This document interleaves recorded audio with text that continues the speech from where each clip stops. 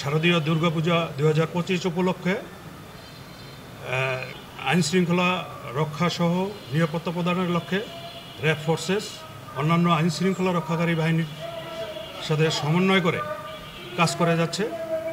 ষষ্ঠী থেকে বিজয় দশমী পর্যন্ত আইনশৃঙ্খলা রক্ষাসহ নিরাপত্তা প্রদান করার জন্য র্যাবের